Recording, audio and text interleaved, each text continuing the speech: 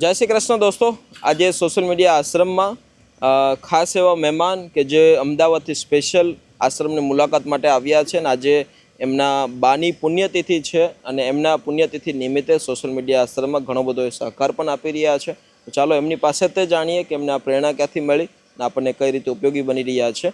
શું નામ છે સાહેબ તમારું? જી, મારું નામ મહેશ રાજપૂત. મહેશભાઈ રાજપૂત, અમદાવાદ. બરોબર. અને આજે તમારા બાની પુણ્યતિથિ છે, બરોબર. સાહેબ કેટલા ટાઈમથી અમારા વિડીયોઝને જોતા હતા તમે? લગભગ દોઢેક વર્ષથી. દોઢેક વર્ષથી. ક્યાંથી સર તમને આ પ્રેરણા મળી કે આવી રીતે આપણે ઉપયોગી થવું જોઈએ? એટલે સોશિયલ મીડિયા પર જોઈને કે ભાઈ બહુ સારું કામ કરી રહ્યા છો આપ, તો એમાં ભાઈ આપણે થોડું આપણા તરફથી જેટલી સહાય થાય એટલી કરી શકીએ. ના ના, બિલકુલ બિલકુલ. શું નામ છે બેન તમારું? પિંકીબેન રાજપૂત. પિંકીબેન. તમારું નામ? સરોજબેન રાજપૂત. સરોજબેન. તમારું નામ? રાજેશ રાજપૂત. રાજેશ રાજપૂત. રાજેશભાઈ. અને ખાસ વાત, તમારા બેન જે અત્યારે અમેરિકામાં રહી રહ્યા છે અને એમનો તો પહેલી વાર જો કે ફોન આવ્યો હતો, તો એ પણ હમણાં ઘણા ટાઈમથી વિડીયો જોતા હતા. ટાઈમથી વિડીયો જોતા હતા જી, અને અમારા વચ્ચે વાત બી થઈ હતી, તો મને કે આપણે કંઈક વિચારીશું એના માટે કે બરોબર. અને નેક્સ્ટ ટાઈમ મમ્મીની કે પપ્પાની જ્યારે તિથિ આવશે જે પહેલાં, ત્યારે કરીશું આપણે કંઈક. બરોબર બરોબર. અને આજે દોસ્તો તમને જણાવતા આનંદ થાય છે કે આજે આખા પરિવાર તરફથી અને ખાસ કરીને એમના બાની પુણ્યતિથિ નિમિત્તે રોકડ રૂપિયા 1 લાખ રૂપિયાનો સહયોગ આપી રહ્યા છે. અને બહુ મોટી વાત છે કે આજે આ સોશિયલ મીડિયાના માધ્યમથી વિડીયો અત્યાર સુધી જોતા પણ અહીંયા રૂબરૂ આવ્યા, જોયું અને એમનો ભરોસો અને એમના બાની પુણ્યતિથિ નિમિત્તે એટલો મોટો સહકાર. અને ખાસ કરીને એમના જે બેન જે છે એ અત્યારે અમેરિકા છે અને આજે એમના કહેવાથી અને એમના પૂરા પરિવાર તરફથી પણ આજે એવડો મોટો સહકાર આપી રહ્યા છે. તો સાહેબ, તમે અહીંયા આવ્યા, જોયું, જાણ્યું, કેવું લાગ્યું તમને અહીંની વ્યવસ્થા? જે બી સેવા કરી રહ્યા છે બહુ સારું છે, કામ કરી રહ્યા છો, અને જે બી વ્યવસ્થા છે અહીંયા બહુ જ સારી છે. શું કહેશો એના વિશે તમને? કેમ કે ઘણી બધી જગ્યાએ તમે જતા આવતા હોય છો.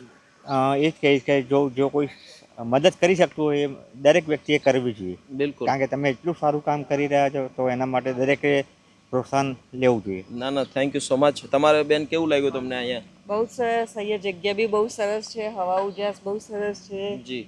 અને જે બધા નિસહાય, જે મેન્ટલી અનસ્ટેબલ લોકોની તમે જે સારવાર કરી રહ્યા છો, બહુ જ સેવાનું કામ છે. લોકો તો એમને જોઈને બી ચીડાતા હોય છે. બિલકુલ. અને એની જગ્યાએ તો તમે એમને રાખો છો. હું જોઉં છું કે પેલા ભાઈને શેવ થઈ રહ્યું છે અને બહુ જ સરસ કેર લઈ રહ્યા છો તમે. બિલકુલ. અને દરેક વ્યક્તિ ઇન્સાન જ છે, દરેક વ્યક્તિ ઇન્સાન છે, પણ એનું મૂલ્ય સમજવું બહુ બિલકુલ બિલકુલ. અને દરેક વ્યક્તિને કામ પ્રમાણે એમને કામ આપેલું છે.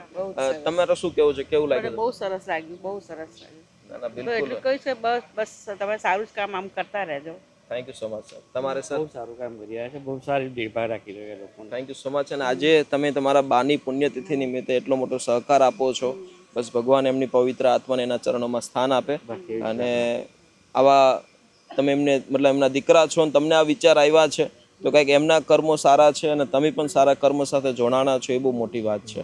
બસ આમને સપોર્ટર બનતા રહેજો. અને સ્પેશિયલ તમે આવ્યા એ અમને બહુ ગમ્યું.